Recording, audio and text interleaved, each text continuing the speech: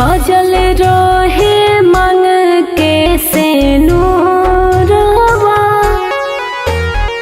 करी करवा बरत तोहार होना चान लेखा चमकस साइया रहे सजल सिंहरवा हमार होना बलमो से पहिले विपतिया करे पहिले समान हमार होना करे पहिले समान हमार होना।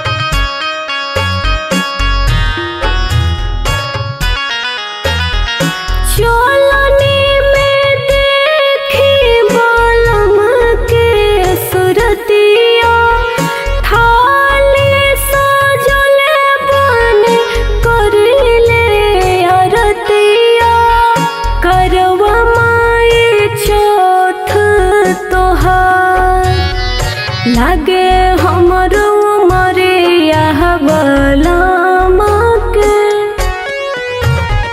बाटे तने रजिया हमार होना चान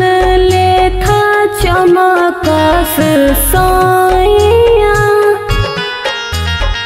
रहे सजल सिंहरवा हमार होना करे पहिले समान हमार होना।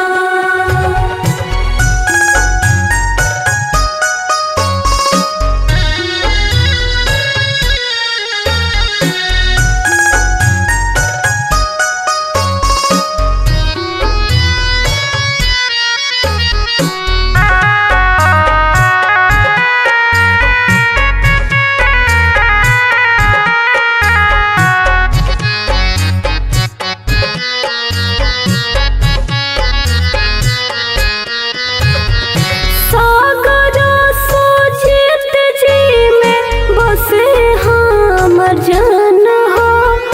कबहू न हटे दीह माई तू ध्यान हो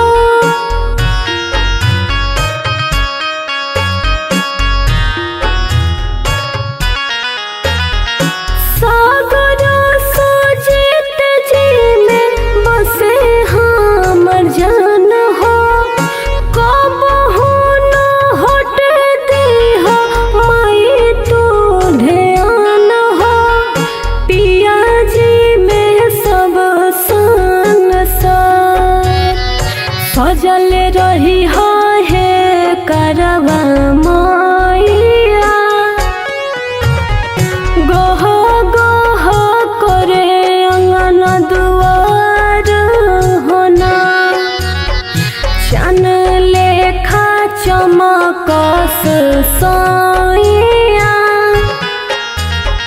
रहे सजल सिंहरवा